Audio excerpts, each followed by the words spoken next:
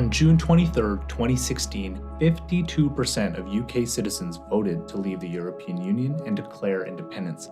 Vote Leave supporters celebrated on the streets chanting, "Take back control." However, today only 33% of British citizens think Brexit was a good idea. To date, Brexit is estimated to have cost the United Kingdom £160 billion of economic activity. And as citizens catch up with the harsh realities of decoupling from the EU, many Brexit cheerleaders are changing their tune. What once was seen as a beacon of hope has now turned into an economic nightmare.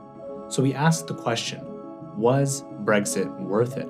To answer this question, we will explore the impact of Brexit across 1. Trade, 2. Foreign investment, and 3. Immigration. At the end, we will decide whether Brexit was worth it.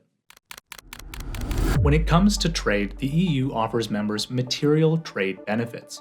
For one, there are no duties or tariffs on goods and services moving between member nations. But possibly more important, there is no red tape that makes trade difficult. The post-Brexit transition period ended on December 31st, 2020, with the signing of the TCA. Boris Johnson claimed that this would establish better trade deals with the EU and open Britain for increased trade with the rest of the world. But was that true? Well, not exactly. You see, since leaving the EU, the UK's export volumes have materially lagged all advanced economies, and trade intensity lags all other G7 countries. But what exactly is causing this? Let's first look at red tape. Since Brexit, 80% of British registered businesses face difficulties exporting to the EU. It got so bad that the British Chamber of Commerce claimed that it was easier to trade with more distant countries than with Europe. Why is this? When Britain was under the EU, borders meant nothing. Businesses could go and come as they pleased, and since regulations were all consistent, paperwork and red tape were non-existent.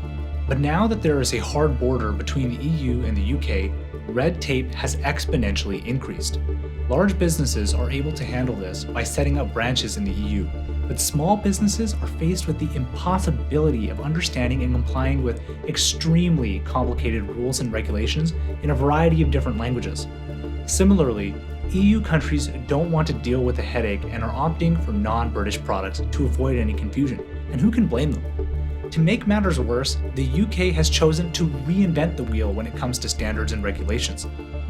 For instance, instead of adopting the EU's classification system for chemicals, Britain, in its infinite wisdom, decided to create their own system. What's the benefit here? None. All this has done is created more confusion, more red tape, and required businesses to invest millions of dollars on reclassification. But this isn't just limited to red tape. Historically, there were no tariffs and duties. Now, there are a ton. But Brexit supporters would argue that the UK has now established new agreements and trade with other countries around the world. They have set up new agreements with Australia, New Zealand, India, Israel, and more.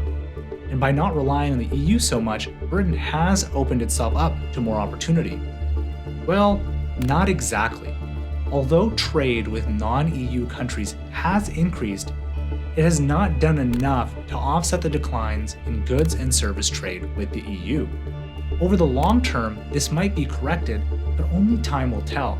And frankly, the UK does not have that much to offer the rest of the world and is a relatively small market outside of financial services. So what's the conclusion on economic activity? Brexit is a fail. Okay, let's move on to foreign direct investment, otherwise known as FDI. FDI is important because it raises national productivity, output, and wages. The UK was uniquely positioned among EU countries in that it had a strong banking system, access to the Eurozone, and most importantly, it spoke English. As such, investment into UK businesses was rising rapidly, leading up to the Brexit vote. But right after the vote, investment dropped dramatically. Businesses were spooked by the uncertainty of Brexit and decided to invest elsewhere. To understand the impact that Brexit had on FDI, we can look at the results of other advanced economies. Since 2016, the UK has underperformed all G7 economies on business investment growth by a long shot.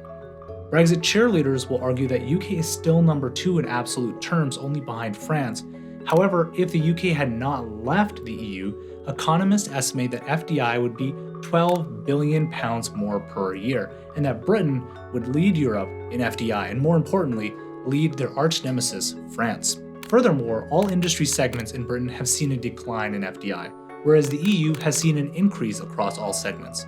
Unlike trade, the negative impacts of FDI are slow to accumulate.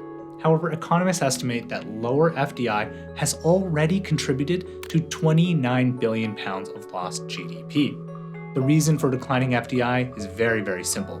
The UK has lost its advantage. It is no longer part of the largest trading bloc in the world, and it doesn't have the most educated or trained workforce. It doesn't have much in the way of natural resources, and all it really has is a financial center and the English language. I'm being serious. But that isn't enough anymore, because there are tons of those around the world. So what's the conclusion on FDI? Brexit was a bad idea. Lastly, let's take a look at immigration. Frankly, this might be the single biggest reason Brexit supporters wanted to leave. They were sick and tired of Britain looking less British. The direct impact of Brexit was to end free movement among EU countries. Leading up to Brexit, net immigration peaked at 330,000 people per annum. This dropped by 25% following Brexit, so it seemed like it was working. But if you look at current immigration trends, it has jumped above historical immigration levels, exceeding 700,000 net migrants. Although EU migration levels have dropped, non-EU levels have increased substantially more.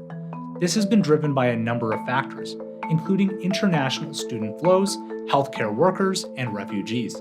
This sharp increase has caused a rift in the Conservative Party, with lawmakers saying things like the rise was completely unacceptable and will be unacceptable as well to the majority of British people. Rishi Sunak himself said that the number was too high. So why the high immigration then? Well, the UK has a labor shortage and an aging population. Both of these combined are placing a lot of pressure on businesses, especially in healthcare and hospitality. To make matters worse, the UK doesn't have the most productive economy, and its decline in trades and foreign investment have further placed pressure on industry. Overall, the UK has little to no choice but to maintain high levels of immigration in line with or above pre-Brexit levels.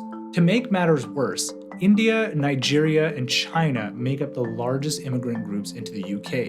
Not very British looking if you ask me. So the conclusion on immigration? Brexit has failed. Unless, of course, you love immigration, in which case it's succeeded. All right, what's the conclusion here?